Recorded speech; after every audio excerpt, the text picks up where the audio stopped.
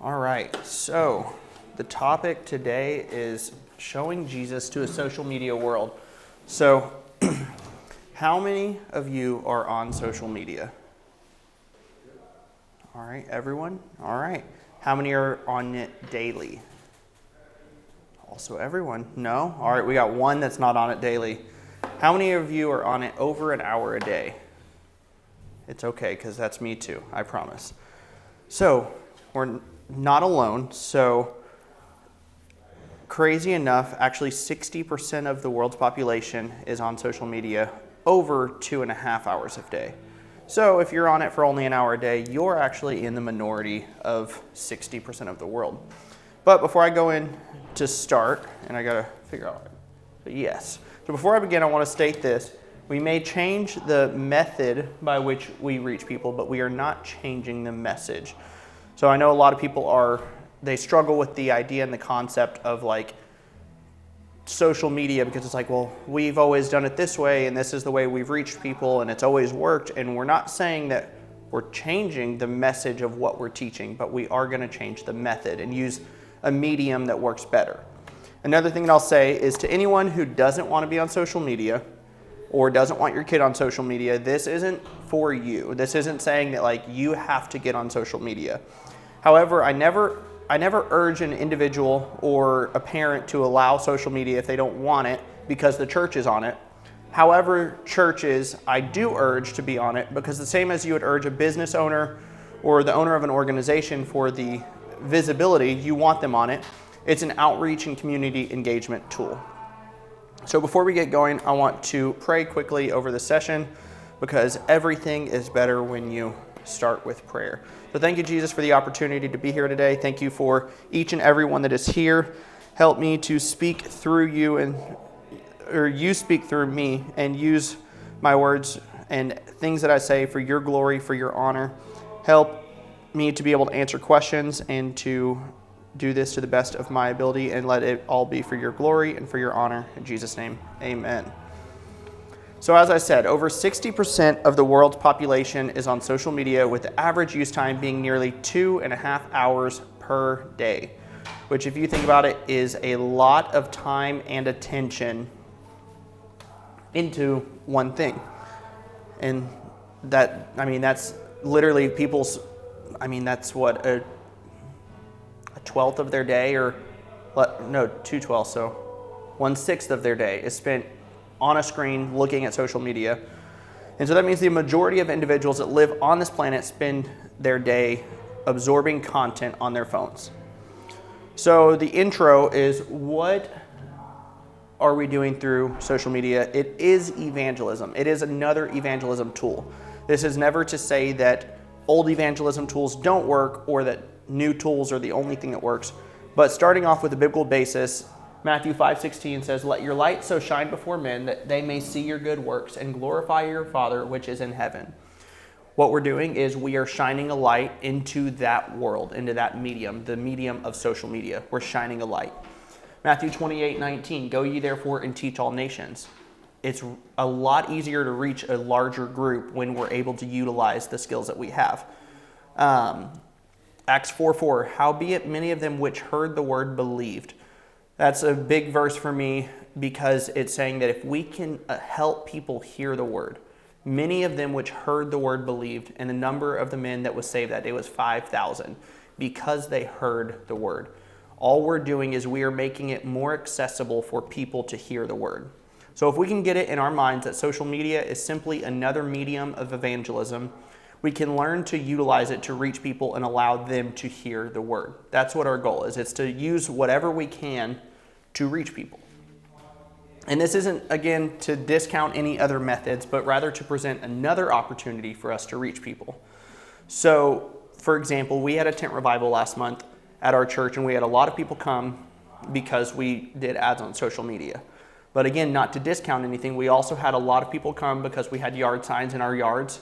We had a lot of people come because they were given an invite card at the grocery store. We had people come because they heard our ad on the radio.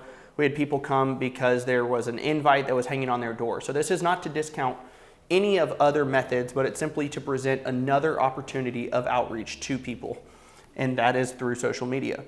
And again, I'm not speaking and saying that social media is the only way to reach people nowadays, because it's not. It's another way. I like to say that if Jesus could have used a microphone when he was teaching, how many more people could hear?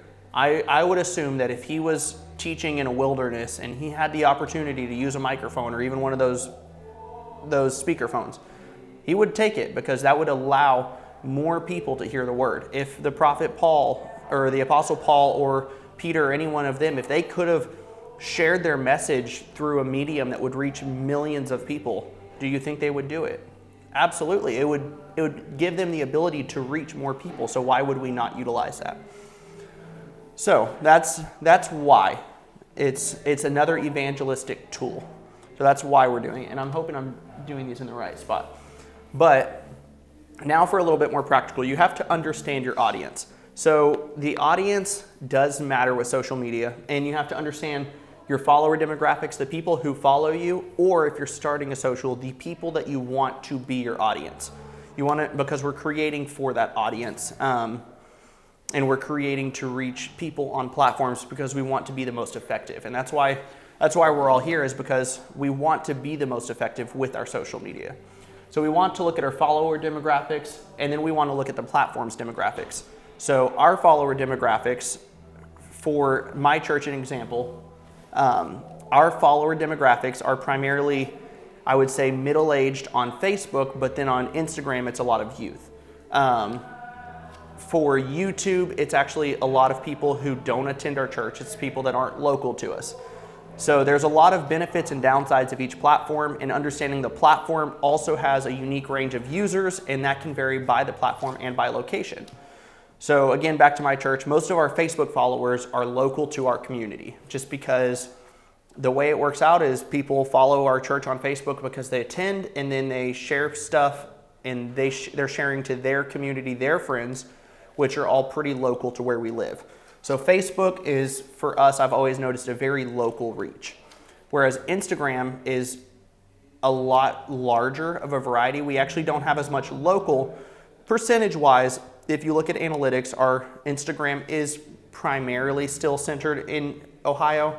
However, it expands a lot more because that's just the audience that we have.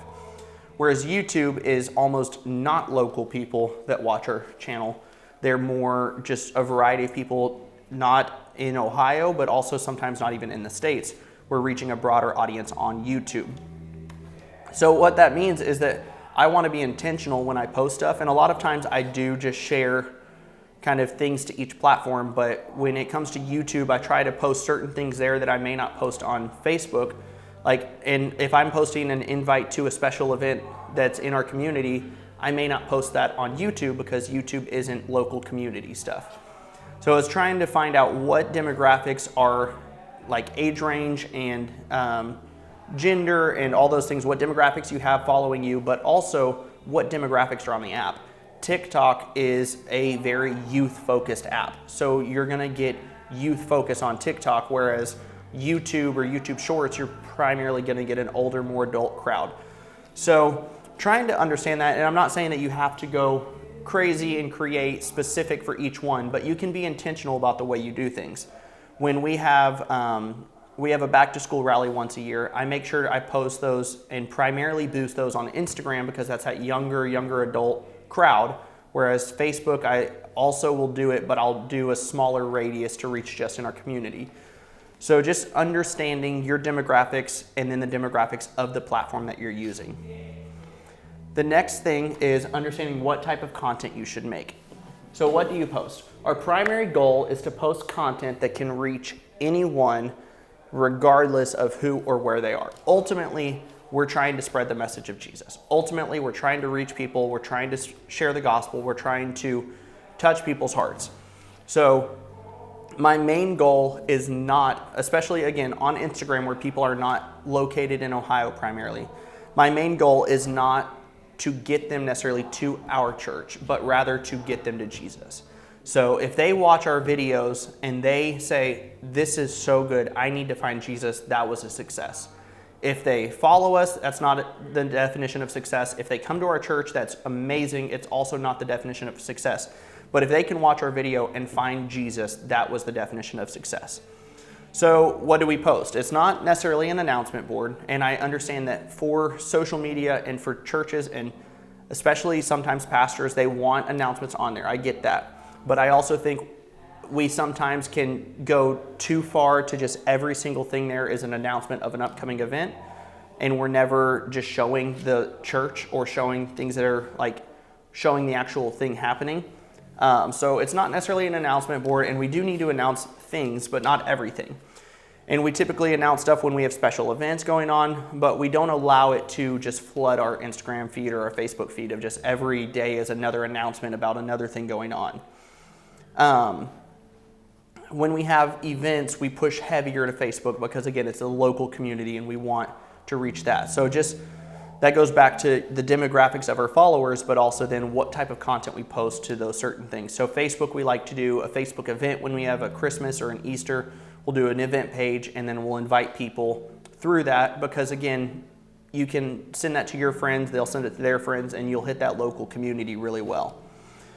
But again, our primary goal is just to post content that can reach anyone regardless of who or where they are. So the types of content that I may post are service moments. I want people to see what it's like in our service. I want them to feel what it's like in our service. We can post graphics that magnify the message. Our goal is not to change the message, but we can magnify that. We can put it on display. We can put it larger. We can make it easier to reach and to find by magnifying that message through graphics, through service videos, through reels, things like that. You can use engaging content to do inspirational videos. You can do testimony videos, things like that, that are ultimately, again, showing people Jesus. It's not always about showing people our church. Yes, we want people to find our church. We want people to come to church, and that's a big part of it, but we want people to find Jesus. And so there's also the aspect that you can post good Christian fun content. I know there's some trendy reels that you can do that it's fun, it's trendy, people will follow it, and I think that's actually good to do in the sense of you are going to make something that may allow someone to find your page, which then they can find those videos or the photos that speak more to the gospel and they can find Jesus.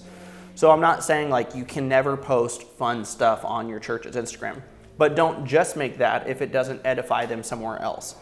So that should still ultimately lead to the goal of helping people find Jesus. We had one reel, and I wouldn't say blow up, but it did really well on our Instagram at our church, and we had a lot of followers from that reel. Now that reel was just a fun, like, come join us, service times, super fun and trendy. But the fact is we had a couple hundred followers follow us from that reel, which means those people are now seeing our more service-focused content or message-focused content. So those things are good in moderation and in the understanding that that's not why we do it. That is just another medium of getting people to see the content that we want them to feel and to reach. And then we also have to make it relatable. We want to be relatable to everyone. Sometimes it is good to post something of your church that is very specific to your church, but for example, my church has around 4,000, 5,000 followers on Instagram. We do not run 4,000, 5,000 people on a Sunday. So that means that a large majority of our followers do not attend our church service and may not be members of our congregation. So I wouldn't post something that is very specific to members only on our Instagram because that isn't relatable to most of our followers or to anyone who would find our page. So I'm making content that is relatable for everyone. A service reel that I'm posting is typically a moment in the service that speaks to anybody in any situation or speaks to someone in that specific moment of they need hope or they need peace or they need Jesus. Things like that where it can be very relatable and not someone talking to Brother John in our congregation and having a conversation with him about something that only relates to this person or to our small congregation in aspect to our followers. So you want to make relatable content that relates to anybody that they can hop on and they see that reel and it relates to them and their situation and the things that they're going through. We want to show the life in our church. Not only do we want to show people the gospel, but your social media, and I would tend to argue that even more than your website at a lot of times, is the front door to your church. How many of people how many people here go to a restaurant without Googling them first? I'll open Apple Maps every time I want to go eat and hop on their page and look at it and see what they're doing, because I want to know what I'm getting into before I walk in the door. And I think a lot of times I'll check people's Instagrams, I'll look through the tags of their restaurant or their place to see what it looks like authentically before I walk in the door. And most people will do that to your social media, to your website before they come here. So we want to show the life of our church. We want to show the truth of our church. And I think I have a slide. There it is. Yeah, show life, show truth, show authenticity, and then show your best. And I know the show your best, a lot of times people are like, oh, well, we don't want to fake anything. And I'm not saying we're faking anything. However, when you meet someone, when you are meeting someone for the first time, do you smile? Do you try to look presentable, shake their hand? You want to make yourself presentable. It's not you being artificial. It's not you being fake, but it's you making yourself look your best because you want to make a good impression on this individual. And so think of when you're showing someone your social media or someone's finding your social media, you want that to be with a smile. You want them to look at that social media and see that your church is a presentable church, that your church smiles, that your church has life, it has truth, it has authenticity. And authenticity doesn't have to mean everyone's face is crying and they're on the altar or things like that, but showing your best and showing them what the church is like while doing that to the best of our ability. Back to like the Googling of a restaurant. How many of you guys, when you Google a restaurant, sometimes you'll get like the photos that the restaurant posted and all the food looks perfect. That typically doesn't say much to me. When I can scroll down and see someone else that posted a good photo or the photos that look good but look authentic, that means a lot more to me than seeing like the perfectly framed, perfectly lit photo, because it's like, oh, well, they did all that for the picture. Whereas if you can open and see a good, authentic picture of something, it speaks more to just seeing that perfect picture. So we want to show our best, but we also want to be authentic to who we are. So we want to welcome people to our social medias with a smile. We want to present our best and then just be truthful about who we are, authentic. Because again, people are looking at that before they walk in the door. And then for some more practical steps, we want to build a consistent online presence. We want to make sure that we're posting frequently, quality, and authentically. And that doesn't mean every day. It doesn't mean 3 times a day. It doesn't mean your reels have to be as good as the church down the street or the church in another state. But we want to be frequent for what is frequent for us. If your church is going from 0 social to 1 post a week, that is frequent. If your church is going from 1 post a week to 3 posts a week and you're remaining consistent, that is frequent. So we want to find a frequency that works for us and that we can maintain, and we want to be frequent with it. And then we want our quality to always be the best that our church can do. Sometimes quality is an iPhone, and iPhones take really good photos, and that's quality. However, if you have the ability to do a camera, let's utilize the quality that we have. So find the frequency and the quality that is for your church, what is frequent and what is quality. We don't want to, it's not a comparison game of what everyone else is doing, but we want to do what fits our church and then remain authentic. So again, we don't want to airbrush things, we don't want to fake things, but we want to remain authentic in our online presence and in the presentation that we give to people. What's really great about churches, do all of you guys live stream or video record your sermons? So every church here, all right. So with social media, one really awesome thing that we as a business or an organization, if you want to consider it that way, have is we have content every single week to pull from. We don't even necessarily have to create the content from scratch because pastor's message is weekly content that we are given that we can utilize. It's something that businesses don't get, that type of stuff. A business doesn't get an hour-long piece of content every week hand delivered to them. So now we just have to look at, here's our content, how do we repurpose that for these platforms? So we have such a unique opportunity to have full-length video made each and every week. And so if you're struggling to get content, start with that. Start with a sermon. You can put it in an editor and clip 5 clips out of it immediately, just off of music and a sermon, easily. And that can be frequency, and that can be quality of your church, and that can be authentic because that is exactly what happens when someone comes to the church. So if you're looking for somewhere to start with content, you can start right there with the preaching that you have and the services that you have. And then there are a lot of tools and apps that you can also utilize. And I will go over some ideas. So when it comes to a mobile platform or a beginner platform or a free platform, a couple apps that I recommend are Canva, which I haven't used Canva for a long time, and then I used it for this slideshow, and I remembered how easy it is to do stuff. So if you're looking to get started in graphics or image, like things, just presentation, things like that, Canva is a great resource. CapCut is very good for videos, actually, for a mobile platform. You can put videos in it, you can do auto captions, you can do all of that. You could take a video from your sermon, throw it in CapCut, clip it into 10 things, do subtitles, all of that without leaving the app. It's great. And then there's an app called Studio, I believe, and I think it's by GoDaddy is the ones who created it. I had a question mark because I couldn't remember. Yeah, it's called Studio. It's a very similar to like a Photoshop style of using on mobile. So I do recommend that as well. It's very nice. And then for scheduling, things like that, you can use Meta Business Suite for Facebook, Instagram. YouTube allows you to schedule. I'm not sure about TikTok as far as scheduling goes, but I think everyone has a scheduler that you can utilize and you can schedule out your stuff. So another thing is we want to post frequently, but we also don't want to burn ourselves out.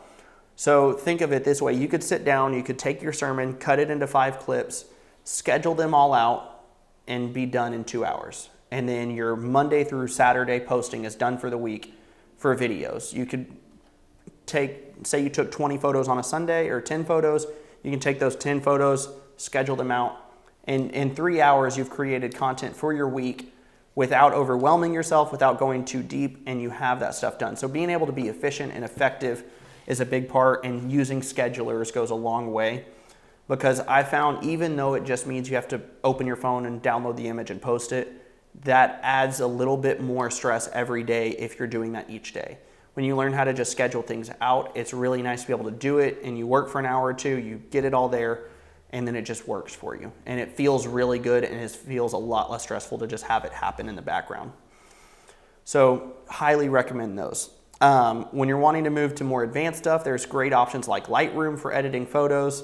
There's Photoshop for editing graphics. DaVinci Resolve there's a free version and a studio version for editing video. Both of those are very great.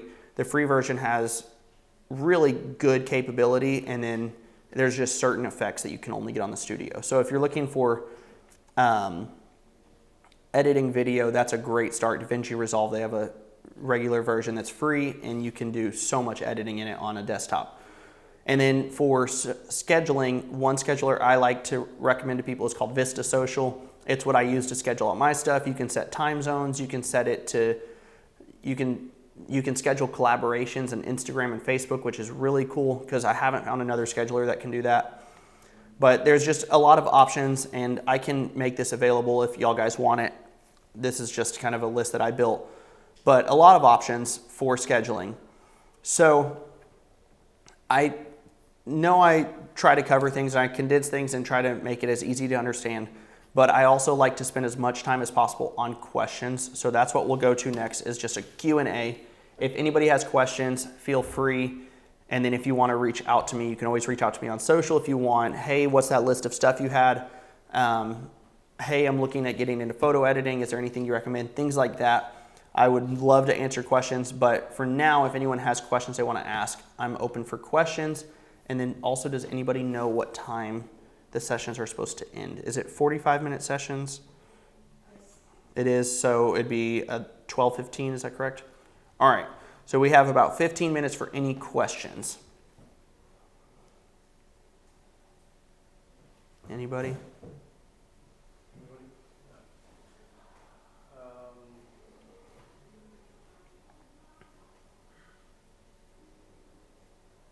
You mentioned about platforms, right? You've got Facebook, what was the other one? Instagram. Yeah. And TikTok. And you mentioned about, you've got different audiences on different type of platforms, and YouTube Shorts and all that. platforms? Is it like the main platforms, or is there other platforms apart from those ones as well? So I would say those, for our church and our demographic, those are our primary platforms. And even more so, Facebook and Instagram is our social media. YouTube is more, we'll post our full sermons and we'll post some longer form videos, but primarily YouTube is full sermons and songs. So we'll post one song or two songs a month that's just clipped from our live stream as an individual song. But primarily those are the four platforms that we do. So Facebook, Instagram is very social driven, very consistent. YouTube is very like weekly.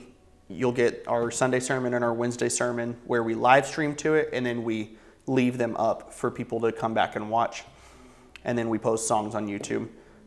TikTok, I haven't put a ton of effort into that, and that's something that like I want to do more of, but I don't want to encourage any of our youth or people to feel like, oh, I have to get on TikTok because the church is there. So I've kind of done that in the shadows at my church, where I just kind of schedule stuff to that and let it run itself. We've had some videos do well, but we haven't had anything go crazy.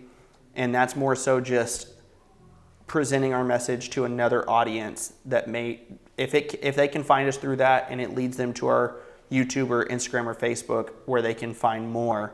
That's kind of the purpose of TikTok. I haven't created content specifically for TikTok, but I do know that it could be very beneficial for a lot of cultures and a lot of demographics that utilize that. I mean, that is a huge platform that is continually growing. So again, we're not trying to convince anybody to get on a platform that we like. I don't think social media is a great thing. Like, I don't know if I'm going to let my kids on social media for a very long time. However, there are people on social media that need Jesus. So same thing with TikTok, YouTube, Instagram. There are people there that may be the only way they can find it. So I do recommend pushing to those platforms. I know there's Instagram Threads. We don't focus on that. We just post some stuff there every once in a while that like post through Instagram. But those are the main platforms that when it comes to social media platforms, I would say those are kind of the kings, at least in the States. I don't know if it's any different here, but those are what I would view as like the pinnacle. Facebook, Instagram, TikTok, and YouTube are like the four top. I know there's also X, formerly Twitter. We did that for a couple years a long time ago, and it just kind of, it's really hard to create word-only content in a very condensed form. So you're kind of just thinking quotes or pictures. So it's a little harder to do that. And we didn't have a large following base on there. So it wasn't, extra effort into that wasn't beneficial for our following or our demographic. A lot of people in our city, in our area that follow our church aren't on Twitter. So it didn't make sense to us to put a lot of focused effort into that when our larger demographic was Instagram and Facebook and YouTube. Another question is, do you give much thought around analyzing the data that on each of the platforms, and how do you measure success, or maybe success maybe another word, like if you post something out and you get 10 views versus post something out 100 views, or Yeah. what's success? So How do you measure it? to try not to come across too spiritual, but success in one way is we've had people come to our church because they found us on social. So when it comes to spiritual success, that was successful. They came to our church because they saw us on social. They were baptized or they got the Holy Ghost because of that. I would say that's the truest success that we can get from social media. Or they reach out and say, hey, we found a church because of you. But I would say is the truest definition.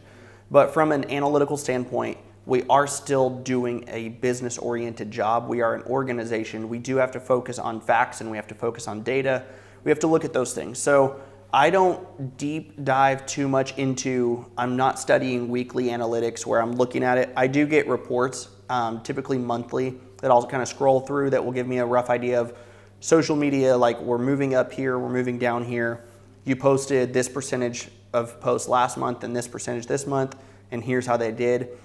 If I'm ever feeling like our church is kind of plateauing at a certain point, I will try to go back about a month and scroll through and find what videos performed well, what didn't.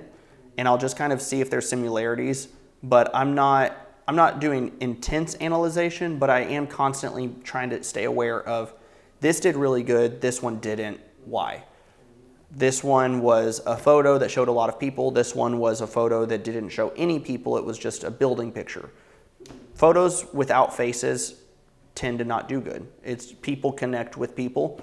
And so photos with people typically do better. So even if I'm just doing a carousel of photos, that first one I plan to have a person with a face visible because it will typically do better. Then they can scroll and see the rest.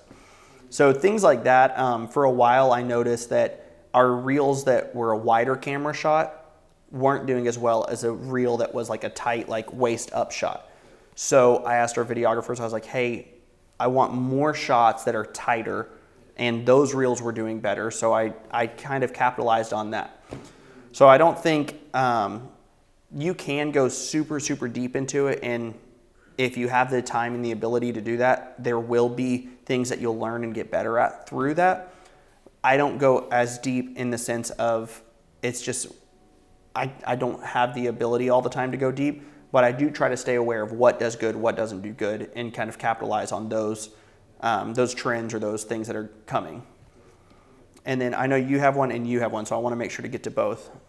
Yeah, so is it okay to follow the algorithm once in a while? Absolutely. So again, the goal, I think what matters more is what is your goal? And the goal isn't necessarily to be famous, but the goal is to reach people. And at times following the algorithm and understanding the algorithm, I follow some creators just because they post like, hey, Instagram rolled out this new thing that says this will do better.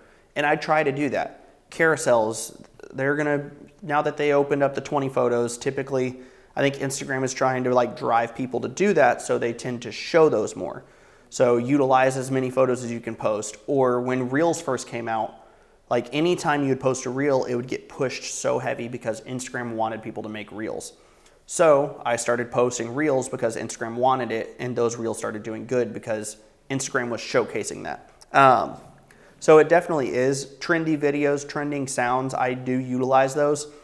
But again, I make sure to not utilize something that doesn't portray the message well, in a sense of I may do a trendy invite, but I'm not using a song that is not a clean song. Yeah, I try to be aware of if this trend comes from something that is not very Christ-like. I try not to follow those trends. But like, for example, that I think it was a Forrest Frank or Hulvey song, the Up song, like up, up, up, like that was, I'm pretty sure that one, it was either that one or I was down, but now I'm, that one. It was a Christian song. It was like a different genre, different vibe, but it got super popular. So utilize it. It's clean. If people click on the song and listen to it, they're not going to hear something bad. You're not leading someone to something worse, but you can utilize the algorithm in the fact that it was popular. People were getting seen, like they were showing that more. People were stopping and scrolling and watching those more. So yeah, I absolutely think utilize it, but the mission should just be to increase our reach, to reach people, to reach more people. And we want to do the best that we can, and that's part of doing that is to follow trends and follow the algorithm, but not sacrificing the message by the method that we do it. Exactly. Yeah, the method, I mean, Instagram changes all the time. They just released a new change a month or two ago where now it used to be that shares were like the big thing for how, if your post is going to go viral, is how many people shared it. Now it's how many people view it. So now you're wanting more views, not necessarily wanting everyone to share it. Obviously shares will lead to that, but it's just another one of those things that like, okay, they did this, so now I want to be thinking about getting more views, not necessarily just more shares. So yeah, following those and understanding it is very valuable because that will allow us to reach more people. I think she had a question real quickly. Sorry, just what's the church that you're serving at for the social media, and what's like a weekly schedule for you guys? So our church, in my opinion, can be a little too busy at times. And I'm sure everyone has dealt with that. My church is Christian Life Center in Heath, Ohio. So our Instagram is CLC Heath. That's the Instagram that I manage and that we do. My main goal is kind of just to post as much as I can.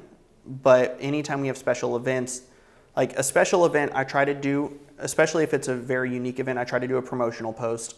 Then I post during the event, and then I post after the event.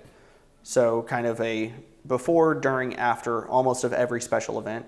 And when, again, our church is very busy, that will kind of, those will overlay into each other. So I may post a promotion while we're during an event for a future event. So it kind of just overlaps.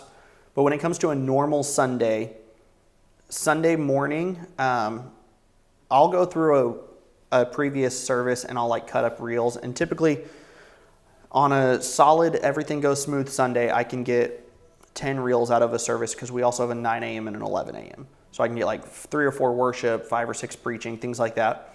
And I'll just schedule those out, typically like one a day throughout the week, just because I have that content.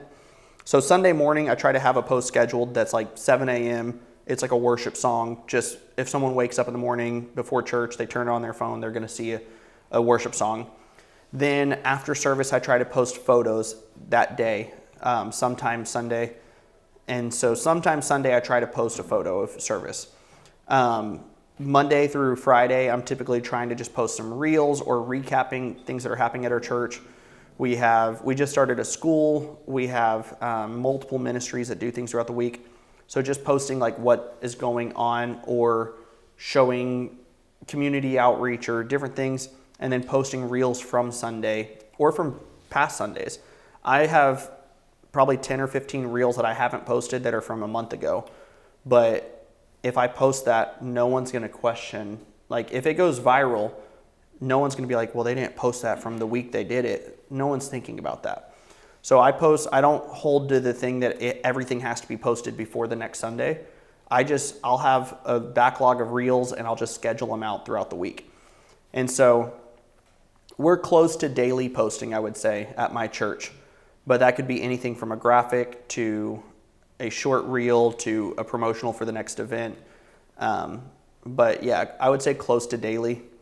We've just started incorporating, trying to do like a more fun or different reel. So like we just posted a reel where we were asking people what's their favorite or what worship song do they want to come back. It's kind of interactive. It's fun. That one did really well. It had, 4,000 views. So our average on most videos are like 1,500 to 2,000. So that was something that was fun. People shared it. They thought it was funny. They commented on it. It just built interaction. And we're trying to do something different each week to just be a little bit more creative. And then we'll still sprinkle in our regular service reels because those creative ones, it got views, it got people to share it, and then we'll hit them with an educational or a very church-focused reel that can spread the message. But yeah, we're close to daily. I don't have a set schedule just because of how much our church does that it almost turns into daily no matter what. But if I was to set a schedule, it would be Sunday recap, making sure that photos are posted from Sunday, and then by Tuesday posting something else from Sunday, and then Friday posting something to kind of get people in the thought process of going to church, whether it's a specific invite video or a video from previous weeks, just something that kind of like triggers it's the weekend, like church is coming.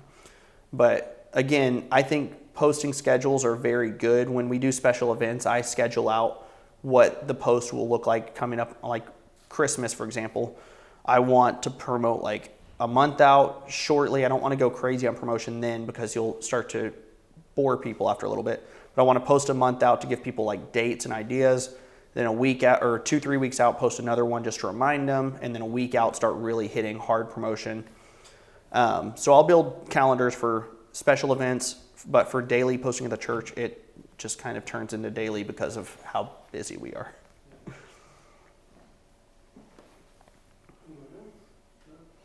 I have a question. For a smaller church, like a Builder Works, what advice would you give Yeah, so me and my pastor had this conversation probably a year or two ago, because we have a small daughter work in a very small community. And they function very much, I'm not sure if y'all operate daughter works the same as us, but they're not an independent church. They're under us as far as like even branding and all of that. So we do have a separate campus pastor for that location. But they have a Facebook that they can let people know what's going on, events, things like that. They don't have an Instagram though, because their core audience is that community, and that community is not a social media community.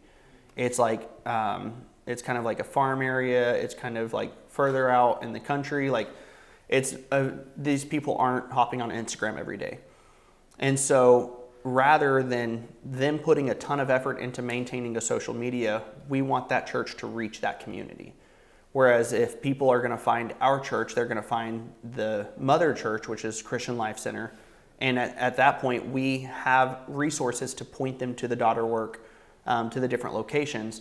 But we're not trying to stretch that daughter work too much to a point where they're trying to look at a big church and try to replicate that. Their focus is that community. So I think it just depends on that. For example, like what is the main purpose of that church? Is it just a small community? Is that community a social media community? If they are, it may be a different story. Or if that campus is very far. So our campus is about 30 minutes. So it's not a huge reach for like that community is not reaching an entirely different area. They're reaching a small portion in a small city. So their focus is that small city, whereas if it was a larger city, it would be more, hey, we want you guys to reach this city through social, through everything. So I think it depends on the city. It depends on the demographics of the area and the demographics and how, like what platforms that demographic would be in. And then figuring out how to balance that with the mission of the mother church. And so that could be that you just kind of combine posting and you have like addresses listed side by side, or it could be that you have two social accounts and you just say this is a daughter work of this account, and it kind of feeds the other account. But yeah, I think a big part is the city and the demographics of the area to decide what that mission statement should look like for that church, and following pastor's lead on that as well.